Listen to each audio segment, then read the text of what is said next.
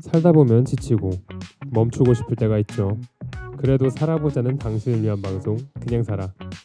오늘은 지속 가능한 사람으로서 살아가기 위한 이야기와 작은 회복의 기술을 함께 나눠보고자 합니다.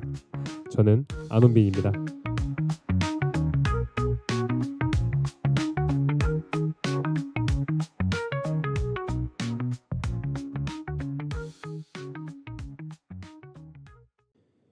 벌써 5번째 에피소드입니다. 누군가 볼 때는 굉장히 작은 숫자겠지만 저에게는 의미가 큽니다. 저는 어릴 때부터 실행력이 없었습니다. 몽상과 망상을 무수히 했지만 상상과 다른 현실 속 스스로의 모습에 좌절했고 하고 싶은 것이 너무 많아 무엇부터 해야 할지 몰라서 제자리에 멈추기 일쑤였습니다. 평생을 그렇게 살아온 제게 지금까지 쌓은 4개의 이야기들은 품질이 조악할지언정 너무나도 소중하고 귀한 아이들입니다. 저는 무언가를 만드는 것이 너무나 즐겁습니다. 영상을 찍고 편집하는 것도, 비트 위에 가사를 얻는 것도, 글을 쓰고 이야기를 만들거나 팟캐스트 대본을 적고 녹음하는 것 또한 같습니다. 창조한다는 느낌 때문일까요? 무언가를 손으로 만들고 나면 잠깐이지만 저는 굉장히 대단한 사람이 된 것만 같은 느낌을 받습니다. 그렇지만 무언가를 만들어내는 것은 항상 어렵습니다. 글을 쓰다 벽에 막힐 때면 더 이상 생각을 하기 싫을 때도 있고 자기소개만 10번 넘게 녹음했는데 여전히 어색하게 들릴 때도 있었습니다.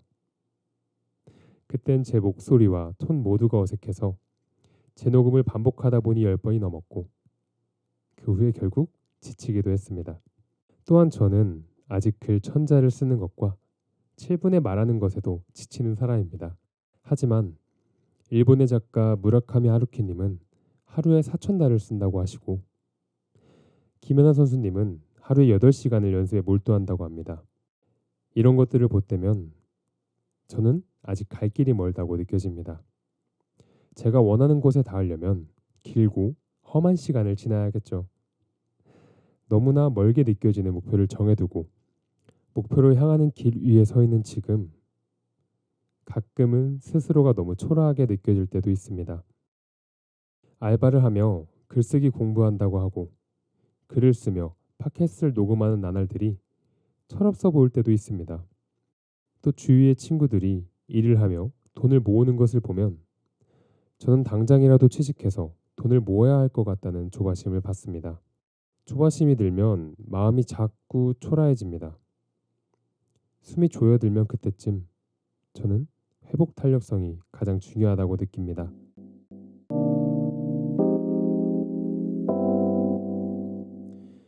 사람은 모두 지치고 힘들기 마련입니다. 아무리 강한 사람이라도 언젠가는 지치고 한 번은 무너지는 순간이 존재할 것입니다.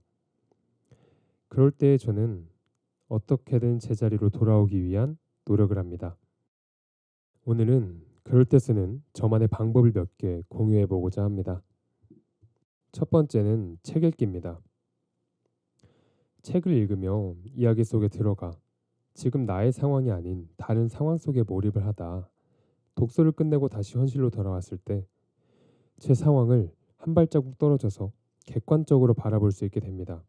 또한 책 속에서 당장 제게 필요했던 답들을 얻기도 합니다. 두 번째는 운동입니다. 이것 또한 당연한 말이지만 운동은 스트레스를 풀어줍니다. 머릿속에 흘러넘치는 고민과 걱정들은 당장 숨을 들이쉴 틈이 없으니 뒷전이 됩니다. 그래서 저는 마음이 너무 힘들 때 일부러 달립니다. 숨이 턱끝까지 차오르고 심장이 쿵쾅댈 때 저는 실존을 느끼고 제가 했던 고민과 걱정들을 죄다 구겨서 쓰레기통에 넣을 수 있게 됩니다. 한 가지 단점이 존재하는데 너무 신나서 뛰다 보면 다음날 힘들 때가 있다는 거죠. 마지막은 가사 없는 노래 듣기입니다.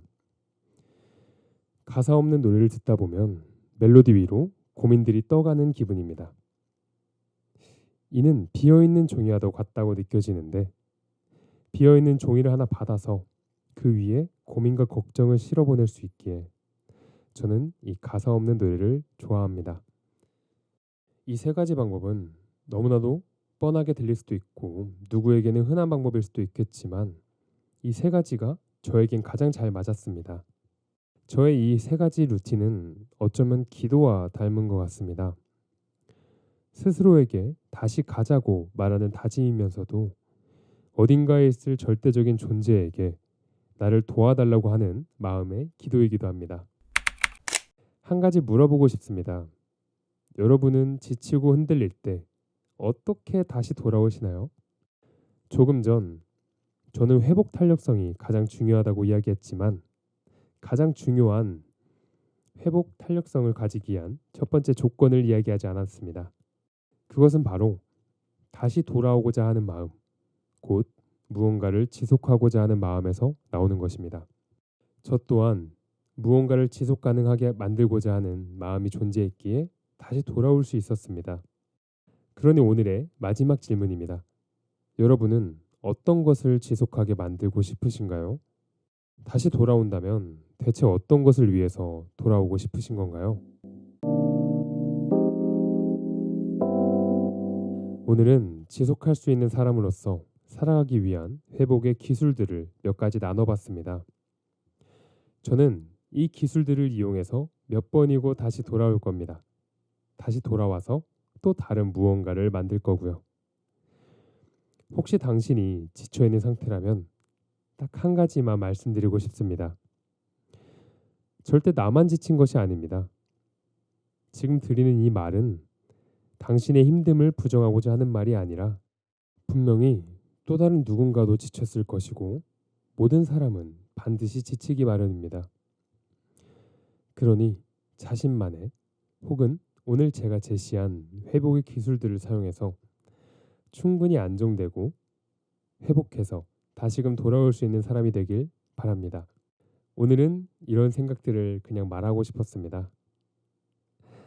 정말 마지막으로 저는 한 가지 바람이 있습니다. 계속 살아가고 계속 만들어가고 싶다는 바람입니다. 언젠가 지쳐 쓰러진 날 안정이 필요하고 회복이 필요할 때에 들을 수 있도록 오늘 이 이야기를 해봤습니다. 팟캐스트의 제목에 대해서도 하고 싶던 이야기가 있는데 이 제목은 그냥 살아로 뭔가 대충 살아도 된다는 느낌을 주지만 정작 제가 말하는 내용들은 무슨 행동 강령과도 같아 보이니 모순적인 것 같습니다. 하지만 그것이 저란 사람이고 저란 사람이 말하는 공간이니 모순적일 수밖에 없겠습니다. 지치고도 돌아오는 것, 지속 가능한 마음으로 살고 싶은 저는 안원빈이었습니다.